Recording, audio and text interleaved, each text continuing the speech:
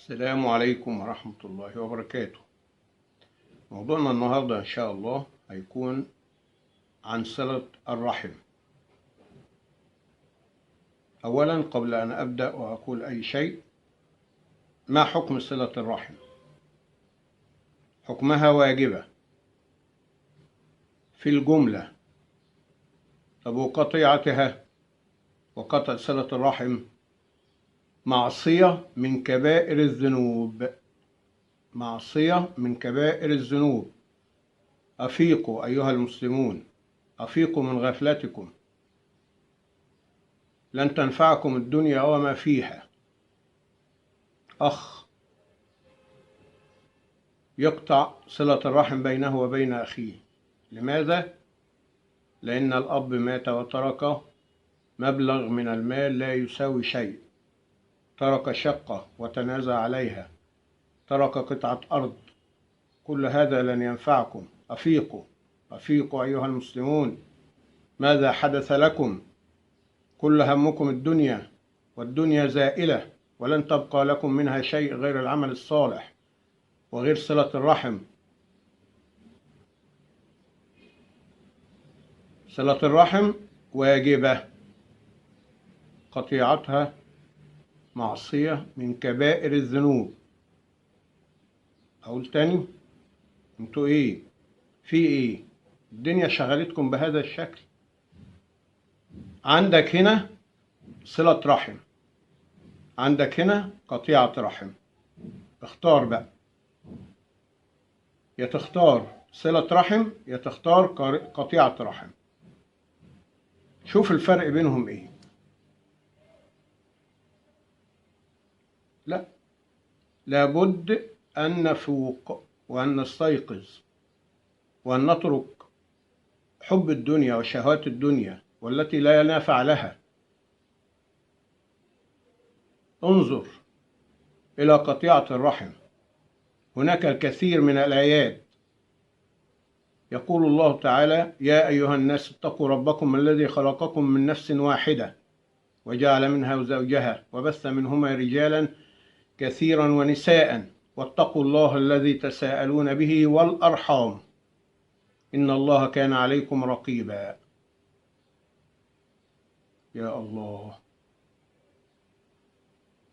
واتقوا الله الذي تساءلون به والأرحام.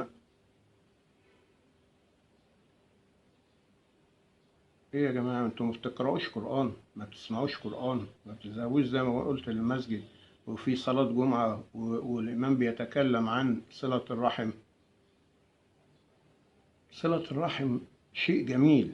بالعكس، انت لما توصل رحمك هتلاقي كل شيء فيه بركة ليك، كل شيء فيه خير ليك، كل شيء فيه حاجة كويسة ليك ولأولادك. هتلاقي أولادك كويسين، هتلاقي أولادك صالحين، هتلاقيهم نافعين في التعليم، أخلاقهم كويسة، هتلاقي كل خير، هتلاقي فيه خير في كل شيء، هتلاقي ربنا بيبارك لك في القليل قوي، هتلاقيك تنام مرتاح الضمير ومرتاح مرتاح ومبسوط.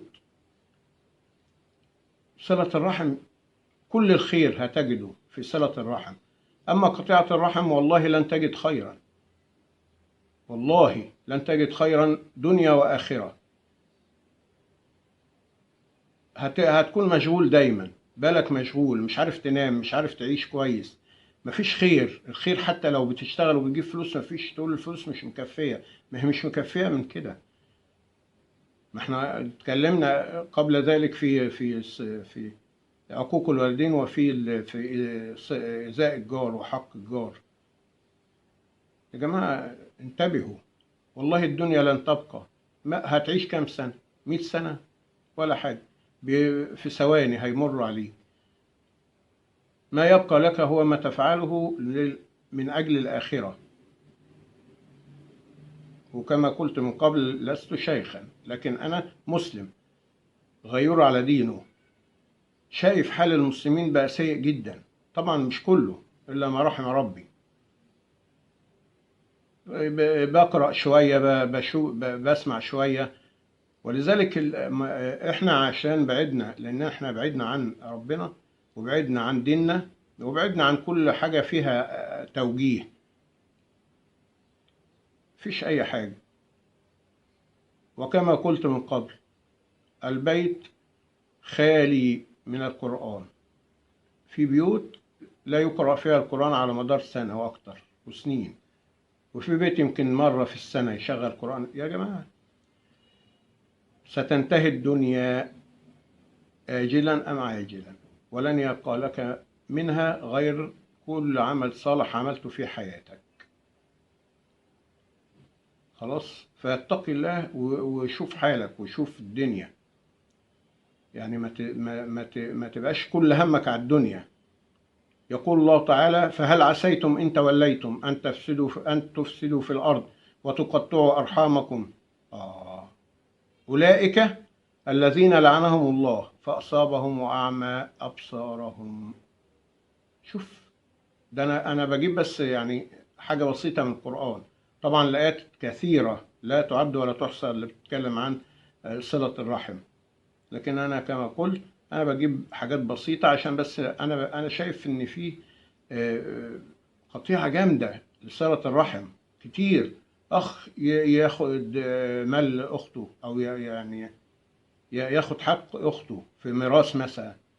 يا أخي اتق الله، ده أختك، ده المفروض تقطع من جسمك كده وتديلها، مش تاخد حقها.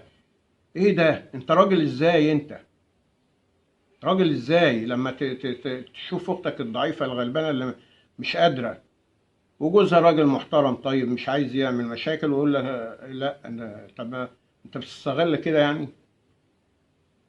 تاخد حق اختك؟ ايه ده؟ انت راجل ازاي انت؟ هو الراجل ده ايه هو يعني؟ انا مش فاهم. اختك ده، الاخت دي والله الواحد يقطع كده من جسمه ويديها، ينزع قلبه كده ويديهولها لو هي محتاجة قلب. في ايه؟ انتوا مالكم في ايه؟ والله مش هينفعكم المال ولا في الشقق ولا الاراضي ولا العقارات، مش هينفعكم. أفيقوا أيها المسلمون، أفيقوا.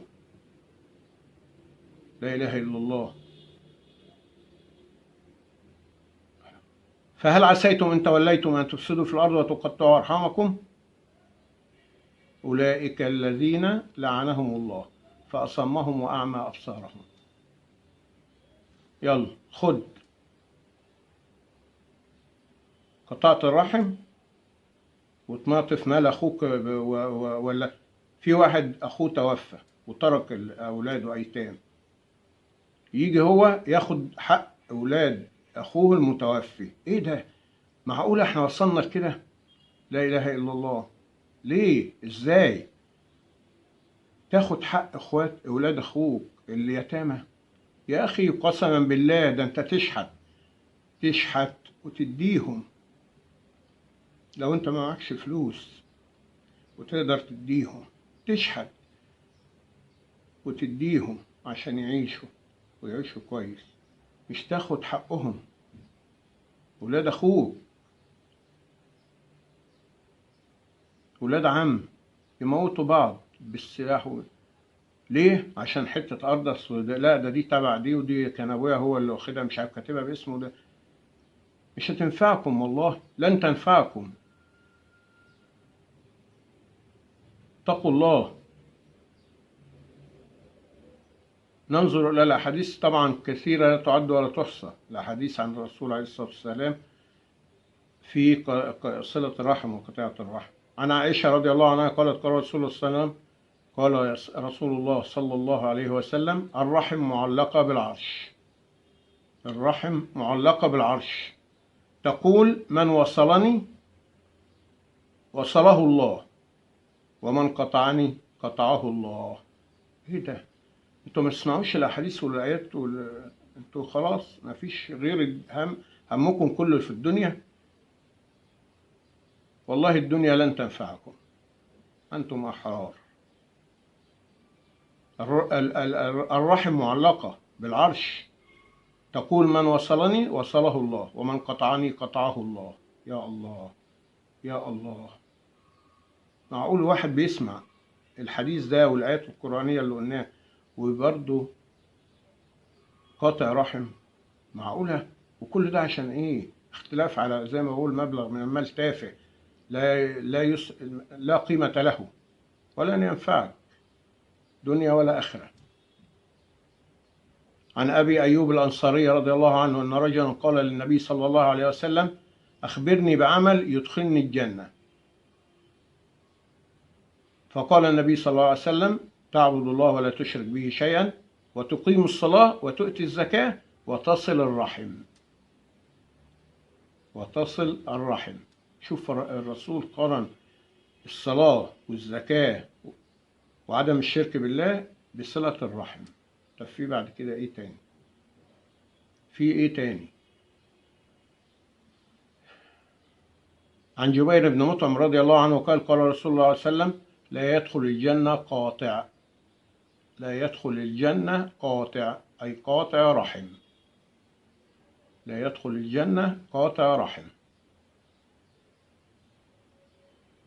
ما اعرفش يعني بعد كل ده ايه يعني انا مش فاهم يعني ازاي ابقى مسلم واعمل كده، او انت مسلمة وبتعملي كده. وفي حاجة اخيرة قبل ما انسى وانهي الفيديو عشان ما يطولش اكتر من كده.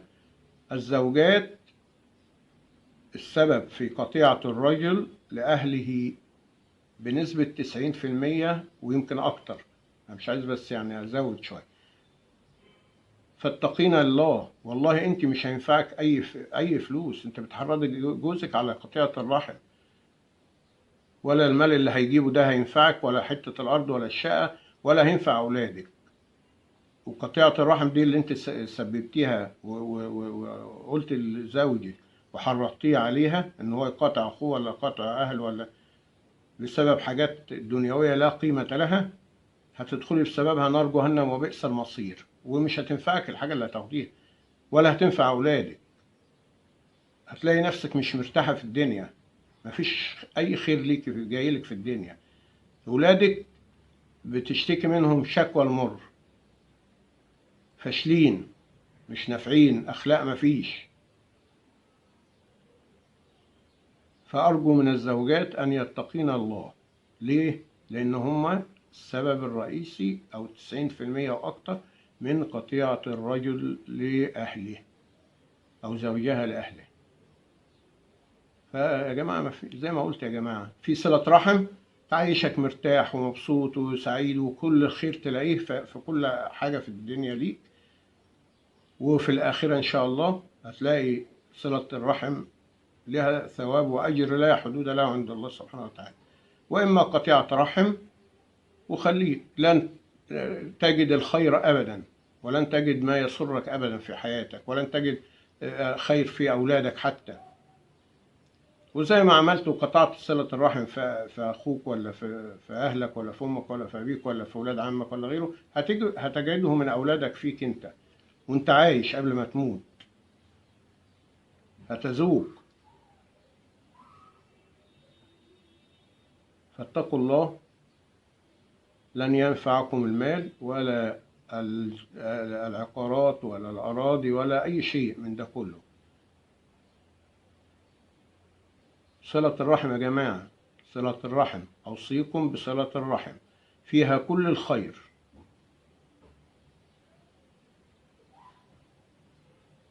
واقرأوا الأحاديث واقرأوا الآيات القرآنية وشوفوا. ما تخليش الدنيا تعمي عينيكم عن الخير، عن الحق. لا تقطع، يعني معقولة تبقى قطع رحم لأخوك ولا لابن عمك ولا لابن خالك ولا لأختك ولا بسبب حاجات دنيوية لا قيمة لها؟ اتقوا الله أيها المسلمون، ونلتقي إن شاء الله في لقاء آخر في موضوع آخر يهمنا كمسلمين. وأنا كما قلت من قبل، أنا عملت القناة بسبب الأمور السيئة اللي أنا بشوفها من المسلمين. كل همهم بقى الدنيا. لا، الدنيا هتنتهي وهتخلص وهتروح. والسلام عليكم ورحمة الله وبركاته.